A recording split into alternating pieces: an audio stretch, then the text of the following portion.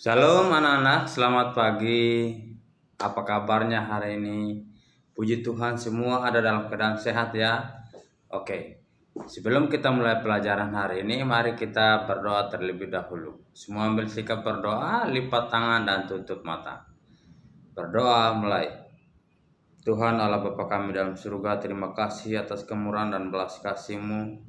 Terima kasih atas penyertaan dan perlindungan Tuhan, sehingga hari ini kami boleh mengikuti pelajaran dalam keadaan sehat. Kiranya roh hikmat, pengertian, dan pengetahuan akan Tuhan tercurah ke setiap kami yang hari ini akan mengikuti pelajaran Bible, sehingga kami boleh mengerti dan memahami apa yang kami pelajari hari ini. Apa yang kami pelajari hari ini. Terima kasih Tuhan, di dalam nama Yesus kami sudah berdoa. Haleluya. Amin.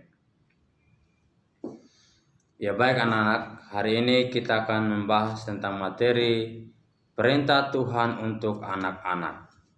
Ya, di dalam buku paket yang anak-anak pegang itu ada di halaman 23. Halaman 23 Bible 208. Ya, sekali lagi, perintah Tuhan untuk anak-anak. Di dalam buku ini dikatakan bahwa hal yang penting yang dapat dilakukan anak-anak adalah taat kepada orang tua. Anak-anak menunjukkan kasihnya kepada orang tua dengan taat kepada orang tua.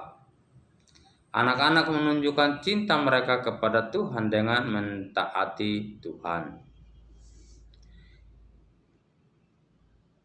Ingat apa yang difirmankan Tuhan dalam Kolose 3 ayat 20. Hai anak-anak, taatilah orang tuamu dalam segala hal, karena itulah yang indah di dalam Tuhan. Ayat ini mengatakan untuk menyenangkan Tuhan. Anak-anak harus taat kepada orang tua mereka dalam segala hal. Ya, kadangkala sulit untuk taat, tetapi Tuhan selalu menolong anak-anak untuk melakukan apa yang diperintahkan Tuhan. Tuhan akan menolong anak-anak untuk taat ketika hal itu sulit, ketika kita meminta kepada Tuhan. Tuhan memberikan 10 perintah kepada Musa untuk semua orang taati. Salah satu perintah tersebut adalah untuk anak-anak, ya. Efesus 6 ayat 1 dan 2 mengatakan, hai anak-anak, taatilah orang tuamu di dalam Tuhan. Karena haruslah demikian, hormatilah ayahmu dan ibumu. Ini adalah suatu perintah yang penting, seperti nyata dalam janji Tuhan. Untuk menghormati ayahmu dan ibumu artinya taat kepada mereka, taat kepada ayah dan ibu. Tuhan memerintahkan anak-anak untuk taat kepada orang tua mereka. Untuk taat adalah sangat penting sehingga Tuhan membuat janji. Janji ini untuk semua anak-anak yang taat. Tuhan mencintai anak-anak dan ingin anak-anak bahagia. Tuhan tahu anak-anak akan berbahagia ketika mereka taat. Ya, itu ayat Efesus 6 ayat 2. Hormatilah ayahmu dan ibumu. Ini adalah suatu perintah yang penting seperti yang nyata dari janji Tuhan ini, ya. Salah satu hukum Tuhan untuk anak-anak adalah hormatilah ayahmu dan ibumu. Ya, itu adalah perintah untuk anak-anak. Kita atau anak-anak di rumah harus taat, harus patuh kepada orang tua. Karena orang tua di rumah bekerja. Orang tua di rumah adalah wakil Tuhan, wakil Allah. Jadi ketika anak-anak taat, anak-anak patuh kepada orang tua, itu sudah menggambarkan anak-anak taat dan patuh kepada Tuhan. Ya, jadi anak-anak tidak boleh melawan, tidak boleh membantah kepada orang tua. Ya, apalagi situasi pandemi saat ini ya.